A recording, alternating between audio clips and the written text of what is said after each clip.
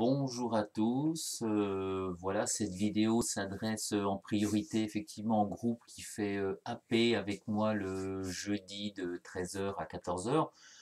Maintenant, je l'ai envoyé à toute la classe parce que bon, ben, il y a des notions que l'on va ici aborder et puis qui forcément peuvent servir à tout le monde. Alors, vous avez eu normalement la documentation a été distribuée. C'est-à-dire que nous avions même commencé le cours sur la distribution. Donc chez vous, vous avez ces feuilles-là. Donc ces feuilles-là que l'on va compléter grâce à cette vidéo et bien sûr un petit quiz qui suivra. Donc nous allons parler de la distribution des moteurs 4 temps. De toute façon, en AP, il nous reste la distribution des moteurs 4 temps et il nous reste à voir les bougies et on parlera également des pneumatiques. Donc la distribution des moteurs 4 temps, c'est parti. Alors ça, c'est une diapo que l'on avait vue ensemble. Je crois que le cours avait été commencé. C'était simplement pour vous rappeler qu'un moteur, pour fonctionner, les soupapes d'admission et d'échappement ont besoin d'être ouvertes. Donc forcément, derrière, il y a un dispositif d'ouverture et de fermeture des soupapes.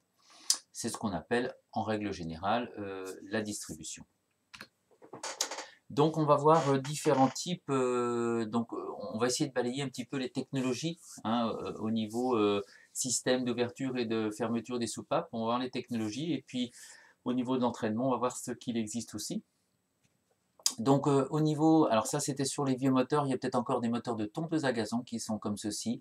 On avait des systèmes de commande par tige et culbuteur. Donc vous voyez, ici, c'est le cylindre avec le piston. Donc là, vous avez le bloc moteur en gris foncé. L'arbre à cam, il est donc au niveau, il est logé dans le bloc moteur. Et puis ici, sur la partie haute, je vais prendre un pointeur laser. Voilà. Et ici, sur la partie haute, là, toute cette partie-là, c'est la partie culasse. Donc en fait, pour passer le mouvement du bas vers le haut, eh bien ma foi, on avait besoin ici d'un poussoir, on avait besoin d'une tige de culbuteur, d'un culbuteur qui donc tourne autour de cet axe-là. Et puis, eh bien, ma foi, quand l'arbre à cam est dans cette position-là, la tige monte, le culbuteur bascule, et puis la soupape descend. Voilà, donc souvent c'est des entraînements par pignon ou par chaîne, et voilà à quoi ressemblait un arbre à cam d'un moteur culbuté arbre à cam latéral. Quoi vous dire? Bon, simplement, il y avait tellement de pièces ici en mouvement pour basculer et ouvrir cette soupape que c'était le genre de moteur un petit sur-régime, et puis on se retrouvait avec une tige de culbuteur flambée, c'est-à-dire tordue. Voilà un autre exemple, ici avec un entraînement par chaîne, donc on voit bien l'arbre à cam latéral, un entraînement par chaîne, et puis ensuite poussoir, tige de culbuteur et culbuteur. Alors là, ça a été, voilà, c'est plus récent. Donc ici, on a un système avec arbre à cam en tête. Arbre à cam en tête, c'est-à-dire que l'arbre à cam, il est logé cette fois-ci dans la culasse. Par contre, on a toujours la présence de culbuteurs à patins. Donc ici, vous voyez, ce sont des patins qui viennent frotter sur l'arbre à cam. Et quand l'arbre à cam tourne, eh bien, ma foi, il provoque la rotation du culbuteur qui provoque la descente de la soupape. On a voilà, quelque chose qui ressemble à ça dans une vue 3D. Quelques remarques, il y en a avec moi à l'atelier, la dernière séance qui ont fait un réglage, ou l'avant-dernière séance, un réglage de culbuteur. Donc effectivement, ici, ce jeu-là, le jeu qui est ici, il se règle grâce à une vis. Et bon, il y a aujourd'hui très peu de moteurs, c'était sur une Dacia, il y a aujourd'hui très peu de moteurs il y a de moins en moins de moteurs qui sont avec ce système-là. On continue. Donc ensuite, ici, vous avez une commande par linguet et arbre à cam en tête, toujours. Donc arbre à cam en tête, ça veut dire que l'arbre à cam est dans la culasse. Et ici, on a linguet, ou des culbuteurs à rouleau. On verra un petit peu comment c'est fait. Donc là, vous avez un point fixe. Ici, vous avez, on va le voir sur la vue qui est tout de suite à côté. Voilà. Ici, vous avez le linguet. Et regardez bien, ici, vous avez un petit roulement à billes. Donc là, c'est c'est une innovation intéressante, c'est-à-dire que l'arbre à cam roule sur le roulement à billes, donc, et forcément, hein, au niveau des rendements, c'est meilleur. Et à partir du moment où l'arbre à cam ici vient appuyer sur le petit roulement à billes, eh bien ma foi, l'ensemble, le linguet descend et ouvre la soupape. Souvent, ces systèmes-là sont couplés avec ici des poussoirs hydrauliques, on l'aperçoit là, voilà ici. Donc des poussoirs hydrauliques, c'est-à-dire un système qui va faire en sorte que le jeu soit réglé automatiquement entre le linguet et la queue de soupape. Voilà. Ensuite, point suivant. Donc ici, on a encore moins de pièces. C'est-à-dire qu'ici, nous avons une commande arbre à cam en tête, puisque l'arbre à cam est toujours, au niveau de la culasse. Et vous attaquez directement ici, enfin, vous attaquez directement en passant par un poussoir, donc la queue de soupape. Donc, quand l'arbre à cam est dans cette position-là, il pousse le poussoir et qui vient directement agir sur la queue de soupape et ouvrir la soupape. Alors, ce système-là est intéressant dans le sens où il y a très très peu de pièces entre l'arbre à cam et la soupape, donc ce sont des mécaniques qui peuvent accepter des régimes moteurs relativement élevés. Bon, ici vous avez un poussoir simple et en rouge ici vous avez le système de réglage du jeu, puisque là aussi on doit sur ces moteurs-là régler le jeu entre l'arbre à cam et le poussoir quand l'arbre à cam est dans la position, bien sûr, bossage au-dessus. Voilà, donc ici vous avez des cales d'épaisseurs différentes que vous venez insérer à cet endroit-là. Ce qui est un petit peu fastidieux. Et alors ensuite, au niveau une vue réelle, voilà à quoi ça ressemble, hein, c'est-à-dire que vous avez l'arbre à cam en tête, et puis derrière, bah, vous retrouvez les poussoirs, les ressorts de soupape, les queues de soupape et les soupapes. Alors ça a été une innovation, c'est-à-dire que c'était relativement fastidieux de régler ces fameux jeux aux soupapes, puisqu'il fallait démonter l'arbre à cam pour aller placer ces petites cales sous le poussoir. Donc aujourd'hui, les systèmes arbre à cam en tête et poussoir, ils ont ce qu'on appelle des poussoirs hydrauliques. C'est-à-dire, on va voir le fonctionnement entre la partie supérieure du poussoir ici et la partie inférieure du poussoir qui vient attaquer la queue de soupape. Eh bien, vous avez ici un volume d'huile incompressible et qui va donc permettre de ajuster à chaque fois le jeu qu'il y a entre l'arbre à cam et le poussoir. Alors sur votre cours, voilà, c'est quelque chose, je vous invite à mettre des couleurs, hein, c'est quelque chose que vous avez page 6 au milieu, hein, cette vue-là.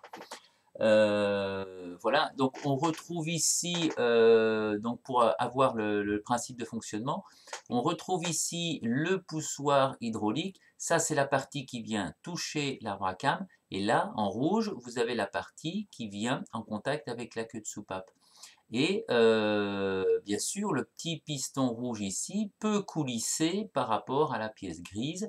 Et entre les deux, pour faire un blocage hydraulique, vous avez donc, et notamment ici, vous avez un volume d'huile.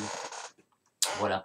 Ce qui fait que quand la cam est dans cette position-là, le poussoir est remonté. Vous avez ici un conduit dans la culasse qui vous amène de l'huile. S'il y a trop de jeu, cette huile rentre ici, pousse le petit clapet et vient en fait, en rentrant ici, vient pousser le petit piston rouge vers le bas et vient pousser l'ensemble gris vers le haut. On diminue donc le jeu.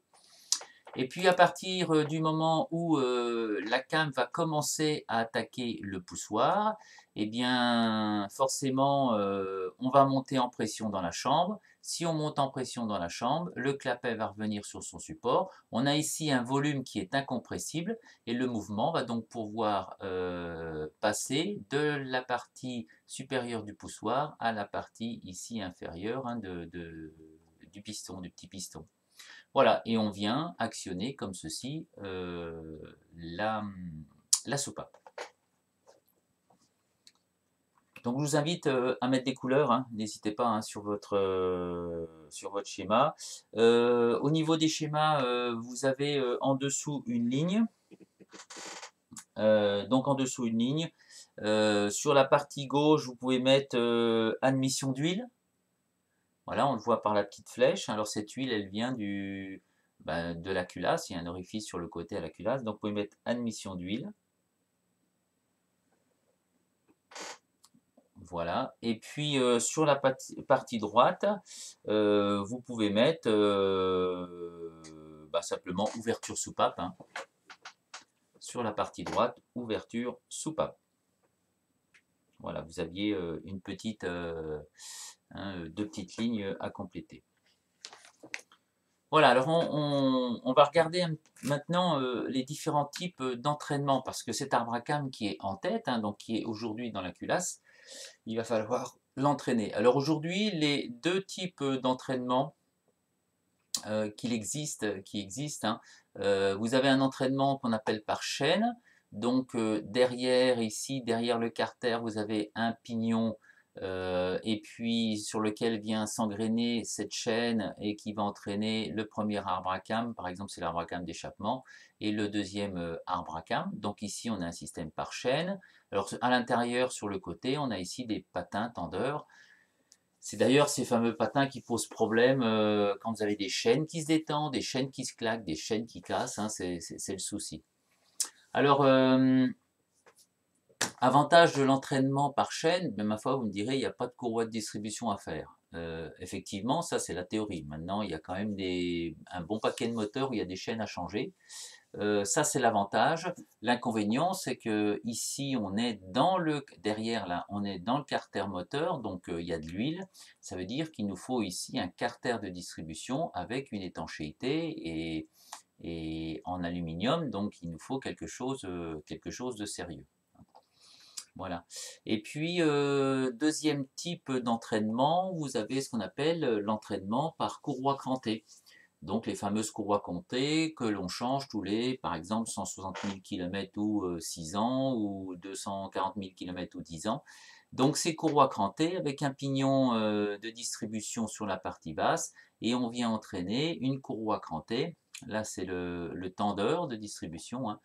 Donc on vient entraîner une courroie crantée et qui entraîne le premier arbre à cames, le deuxième arbre à cames.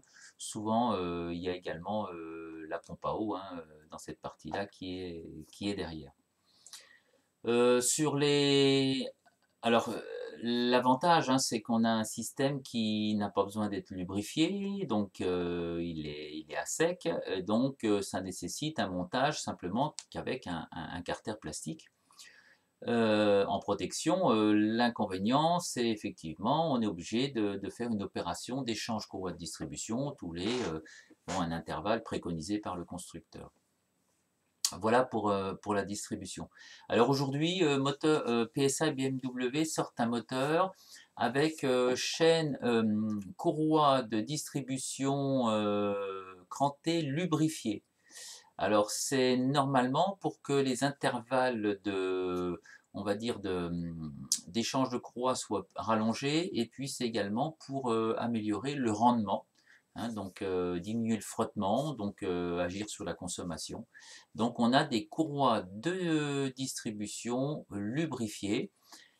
Donc ça nécessite un carter comme la chaîne de distribution, et la partie basse baigne dans l'huile. Voilà, alors ça, en théorie, ça marche bien. En pratique, il y a aussi des cases de courroies de distribution lubrifiées. Donc vous, sur votre cours, vous avez hein, la vue avec effectivement cette vue-là, hein, donc avec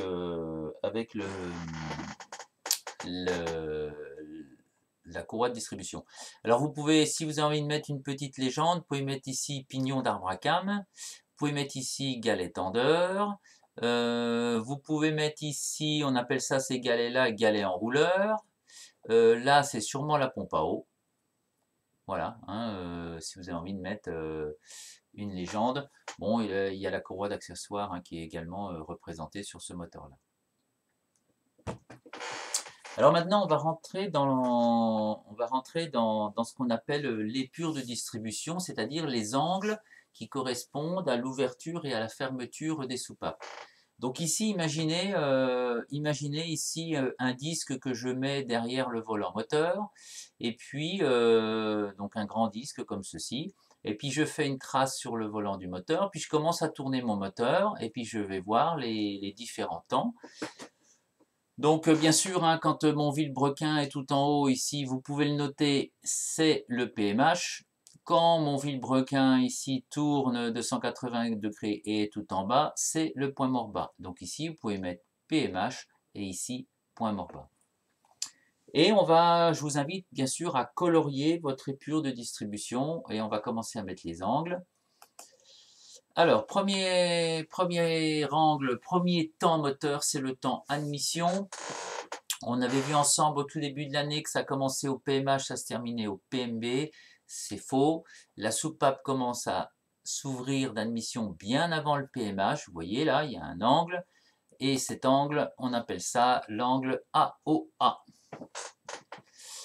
Alors, vous avez en dessous de l'épure 4 blocs de lignes. Vous avez un bloc de ligne qui s'appelle AOA. Vous pouvez déjà marquer sur la première ligne AOA. Ici, c'est cet angle-là. Et AOA, ça veut dire avance, ouverture, admission. Donc, notez-le, avance, ouverture, admission.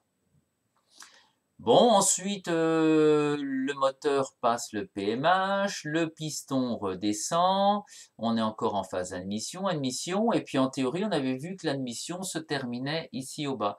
Eh bien, il faut savoir que sur les moteurs, l'admission se termine bien plus tard, avec du retard, et c'est pour ça que ce point-là s'appelle le point RFA, retard, fermeture, admission. Donc, notez-le. Et l'angle RFA, c'est celui-là. L'angle AOA, c'est celui-là. D'accord? Alors, pourquoi on n'a pas commencé d'ouvrir la soupape d'admission au PMH et pourquoi on n'a pas commencé enfin, on n'a pas fermé totalement la soupape d'échappement ici?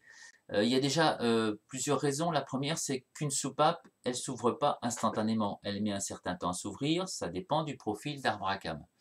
Et puis, donc ça, c'est la première des choses. Donc, si on veut que la soupape soit complètement ouverte ici, pour que l'air rentre bien, il faut qu'on commence à l'ouvrir avant. Et puis, la deuxième des choses, c'est pourquoi on ne ferme pas la soupape ici? Eh bien, il faut savoir que pendant la descente du piston, l'air dans le conduit d'admission a pris de la vitesse. Et si on venait à fermer la soupape ici, ça veut dire qu'on commence à la fermer là, et on la ferme totalement ici, on va se retrouver avec un flux d'air qui va venir, qui a de la vitesse et qui va venir buter sur la soupape alors qu'il avait encore envie de rentrer. Donc c'est pour ça qu'on donne du retard au niveau de la fermeture de la soupape d'admission. Donc sur votre cours, au niveau de la ligne qui s'appelle AOA, vous pouvez mettre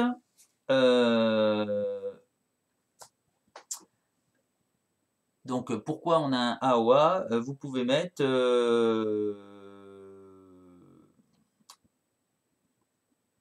permet à la soupape d'être ouverte à 100% au PMH. Voilà, donc on l'ouvre avant pour qu'elle soit ouverte à 100% au PMH. Et puis RFA, eh bien vous pouvez mettre pour profiter de la grande vitesse des gaz,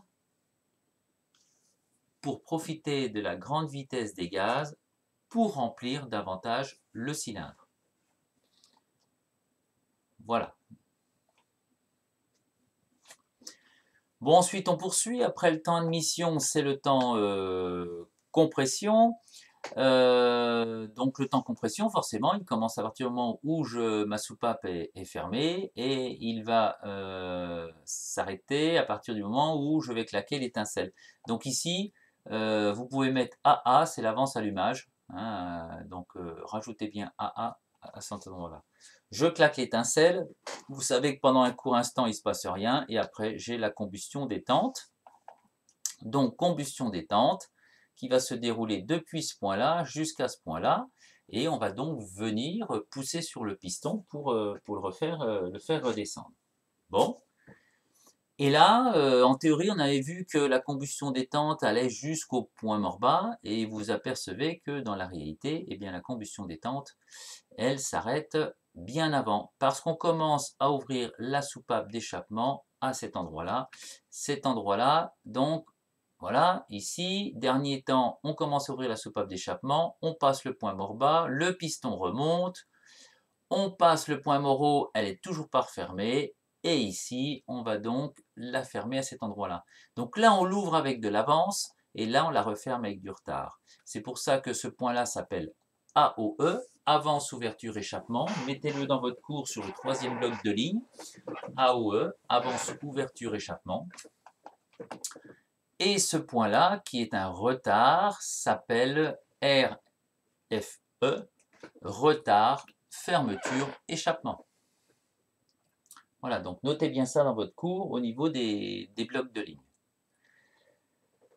Bon, alors, pourquoi on a mis de l'avance ici à l'ouverture d'échappement? Ben déjà, on veut la chose suivante, c'est-à-dire qu'on veut que la soupape soit ouverte à 100% ici.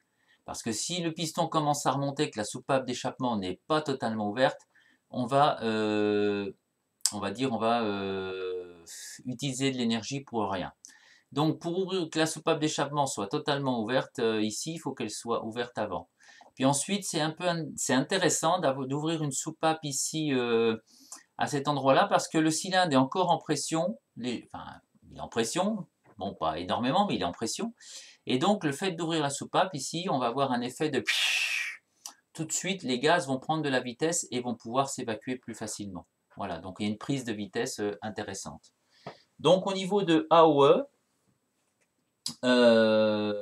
sur les deux lignes en dessous, vous pouvez mettre, donc vous avez mis avance, ouverture, échappement, vous pouvez mettre permet d'avoir la soupape 100% ouverte au point mort bas, permet d'avoir la soupape 100% ouverte au point mort bas.